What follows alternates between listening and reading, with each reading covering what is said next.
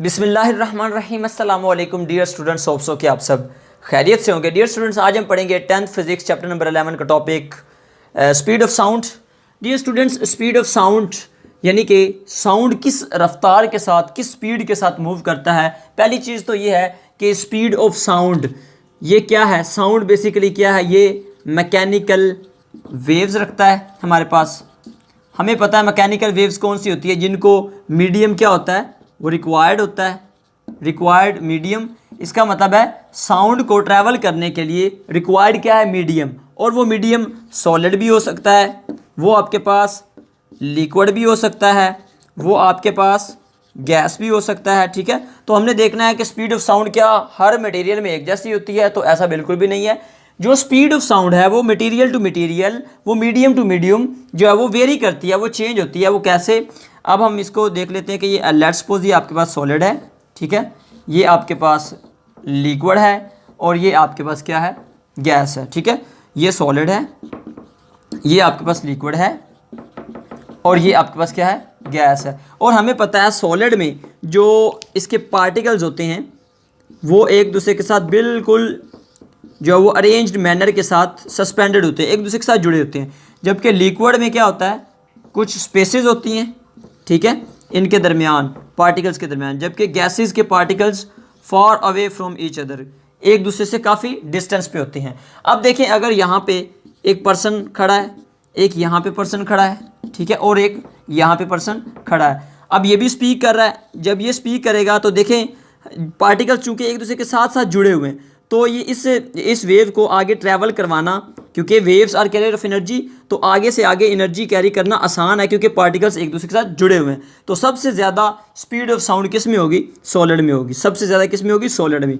उसके बाद ये पर्सन जब यहाँ पे बोलेगा तो इसमें देखें, जब ये साउंड लिक्विड में से पास करेगा तो हमें पता है इनके दरमियान ये देखें स्पेसिस है, ठीक है, इनके दरमियान स्पेसिस है, इसलिए इनको ट्रैवल करना एज कम्पेयर टू सॉलिड के जो है वो थोड़ा सा जो टिपिकल है, ठीक है। और उसकी स्पीड, जो स्पीड ऑफ साउंड है वो लिक्विड में कम होगी क्योंकि इनमें दरमियान स्पेसिस हैं। और जो waves are carrier of energy हैं वो क्या है, एनर्जी को कैरी तो कर रही हैं लेकिन उनको स्पेस से गुजरना पड़ रहा है कुछ, ठीक है। इसका मतलब है स्पीड ऑफ साउंड लिक्विड में कम है। और सबसे कम किस में है, सबसे कम है जी हमारे पास गैसेज में, क्योंकि जब यहाँ से वेव्स देखें, इसको यहाँ पे यहाँ से यहाँ तक जाने में और यहाँ से यहाँ तक जाने में, यहाँ से यहाँ तक जाने में देखिए डिस्टेंस कवर करना पड़ रहा है, ठीक है। तो सबसे कम स्पीड ऑफ साउंड गैसेज में है, सबसे ज़्यादा किस में है, और लिक्विड में जो है वो गैसेज के निस्बत जो है वो 5 टाइम्स ग्रेटर होता है स्पीड ऑफ साउंड। जबकि सॉलिड में as compare to gases, as compare to gases solid में 15 टाइम्स होता है और लिक्विड से गैसेज में 5 टाइम्स होता है। यानी कि स्पीड ऑफ साउंड लिक्विड में 5 टाइम्स ग्रेटर होती है गैसेज से, और सॉलिड में स्पीड ऑफ साउंड गैसेज से 15 टाइम्स ग्रेटर होती है। और जबकि सॉलिड में जो लिक्विड की निस्बत कितनी होगी हमारे पास, देखें इसमें चूंकि ये 5 टाइम है तो 5 में से ये इसको माइनस कर दें 15 को, तो हमारे पास सबसे ज़्यादा जो स्पीड ऑफ साउंड है वो किस में होगी, सॉलिड में। उससे कम किस में होगी, लिक्विड में। और सबसे कम किस में होगी, गैसेज में, ठीक है। तो उसके बाद इसका जो फॉर्मूला है फाइंड आउट करने का speed of sound, v is equal to F lambda होता है। इसमें v क्या है, स्पीड है, f क्या है, फ्रिक्वेंसी है, लैम्डा क्या है, वेवलेंथ है। और अब ये आया कैसे है रिलेशन, क्योंकि ये देखें ना हमारे पास जब यहाँ से ये स्पीक कर रहा है तो जो हमारा डिस्टेंस है वो सॉरी स्पीड है वो किसके इक्वल आएगी, क्योंकि ये क्या कर रही है, डिस्टेंस कवर कर रही है ना, तो डिस्टेंस कर रही है, नीचे क्या आ जाएगा, टाइम।